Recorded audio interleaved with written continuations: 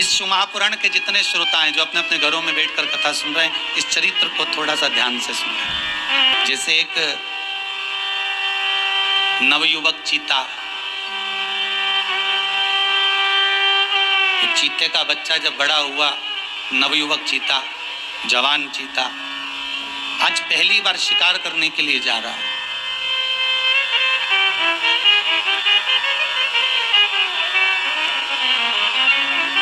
और पहली बार शिकार करने के लिए जैसे ही वो चला, बड़ी अलमस्तता है उसमें।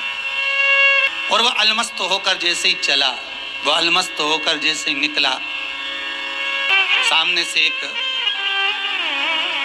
लगड़बग्गा सम्मुख में आ गया।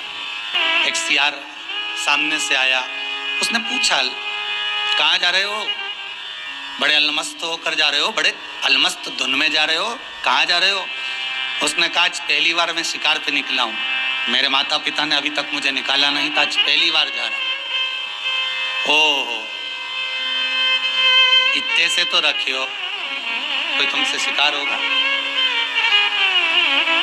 अभी तो तुम सीखो शिकार कैसे करते हैं।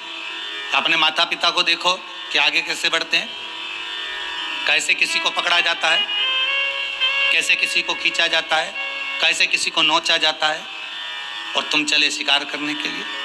अभी इतने से तो रखे हो, तुम्हें आएगा क्या? उस लगड़बग्गे ने जैसे ही उसको कहा, चीते का जो विल पावर था, चीते का जो उत्साह था, समाप्त होने लगा। वो दिन भर घूमा पर तो उसने शिकार नहीं करा, उसको शिकार मिला भी नहीं और उसने करा भी नहीं, घूमता रहा। ऐसा होता है कभी कभी। आप जब किसी धर्म के कार्य में आगे बढ़ते हो, सत्कर्म में आगे बढ़ते हो, पुण्य के कार्य में आगे बढ़ते हो, शिव महापुराण कथा को करवाने के लिए अग्रण्य होते हो, तो कहीं ना कहीं का बीच में कोई ना कोई लगड़बग्गा आ ही जाता है। कितना उत्साह था उस चीते के मन में, कितना उमंग भरा हुआ था उस चीते के मन में, और चला था उमंग से। और एक लगड़बग्गे ने आकर उसकी उमंग था, उसके उत्साह को समाप्त कर दिया। उस दिन उसने कोई शिकार ही नहीं करा, वापिस आ गया, उदास मुकुतरा था। दूसरे दिन फिर चला, आगे बढ़ा तो लगड़बग्गे की बात याद आ गई कि मैं छोटा हूं, अभी ये कुछ नहीं कर सकता, अभी मुझ में इतनी दम नहीं है, मैं भले बड़ा हो गया, जवान हो गया, पर मुझ में इतनी पावरता नहीं है कि मैं शिकार कर सकूंगा। जाते जाते बीच में एक बूढ़ा बंदर मिल गया, और उस बूढ़े बंदर ने चीते से पूछा, कहाँ जा रहे हो? तुम्हारा मुंह उतरा हुआ है, तुम्हारा चेहरा बहुत उतरा हुआ सा दिख रहा है, कहाँ जा रहे हो? चीता बोला, शिकार करने के लिए जा रहा हूं, पहली बार निकला हूं। तो ऐसा मुंह उतार कर जा रहे हो? अरे शिकार करना है तो थोड़ा दमदारी से जाओ, चीता हो तुम, और अभी तो तुम्हारी जवानी है, और युवान चीता होकर और तुम मुंह उतार कर जा रहे हो, क्यों घबराते हो? तुम में तो वो बल है कि तुम एक साथ 10 का शिकार कर सकते हो, तुम में वो बल है कि तुम 10 हाथियों को भी पटक सकते हो, तुम में वो बल है कि तुम कई हिरणों को एक साथ शिकार कर सकते हो, क्यों घबराते हो? चीता उमंग में भर गया और अब दौड़ कर गया, और जाते से उसने एक हिरण का शिकार कर लिया, एक हिरण का शिकार कर लिया। विचार करिएगा जरा, सोचिएगा, आप जहां बैठकर कथा सुन रहे हो वहां बैठकर विचार करिएगा। एक लगड़बग्गे ने नवयुवक चीते की शिकार करने के पहले दिन में ही ऐसा उत्साह को तोड़ दिया कि वो घर आकर बैठ गया, और एक बूढ़े बंदर ने ऐसा उत्साह पैदा कर दिया कि वो शिकार कर कर आ गया। बस वाणी का असर होता है, शब्दों की मार होती है। कोई कोई ऐसे मिलेंगे आपकी जिंदगी में जो आपको डराने का, भय देने का कार्य करेंगे। धन का सदुपयोग वही है जिसको हम अच्छी जगह पर लगा दें।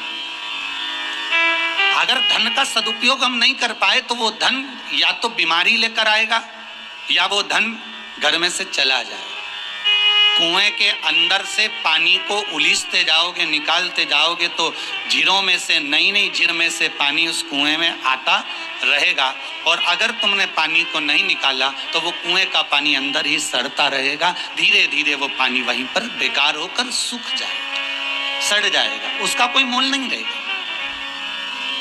और बैसाख के महीने की जो अमावस्या होती है, इस अमावस के दिन महाराज जिन पितरों को, जो जीव बिना कुछ खाए पिए भूखा तड़प कर मर भी जाता है, तो बैसाख महीने की जो अमावस्या होती है, ये उस जीव को अन्न का भाग प्रदान कर देती है, फल प्रदान कर देती है। तो आपको तो चिंता करना ही नहीं। आप अगर शिव महापुराण की कथा सुन रहे हो, दान कर रहे हो, स्मरण कर रहे हो, भजन कर रहे हो, कीर्तन कर रहे हो, नाम जाप में डूबे हो, तो उस जीव को तो स्वतः प्राप्त होगा। देखिए, बहुत अच्छा प्रश्न है। किसी बालक ने ग्वालियर से लिखकर भेजा है व्हाट्सएप पर, बच्चों ने सूचना दी है उसकी।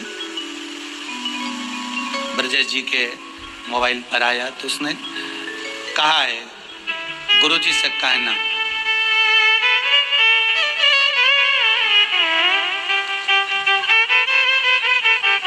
हम महामृत्युंजय का पाठ बिठाए थे,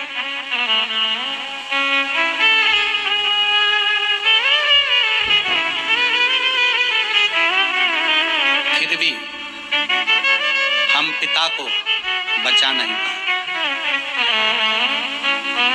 बस इतना सा जरूर पूछना। उस बेटे को मैं उत्तर देना चाहूंगा, प्रश्न अच्छा है बाबू आपका। केवल आपने ही नहीं, पूरे भारत की भूमि पर जितने भी लोग ज्यादा बीमारी से ग्रसित हुए होंगे, तो उनके परिवार वालों ने भी महामृत्युंजय के पाठ कराए होंगे। ऐसा नहीं कि ना करें। ब्राह्मणों ने भी पाठ किए, बड़े अच्छे से, बल से, भाव से शिव का स्मरण किया। उसके बाद भी कई कई जीव चले गए, तो उसका कारण क्या है? तो ध्यान दीजिएगा, महामृत्युंजय का पाठ आपने कराया, सम्मुख में आड़े भी आए। आड़े कैसे आया?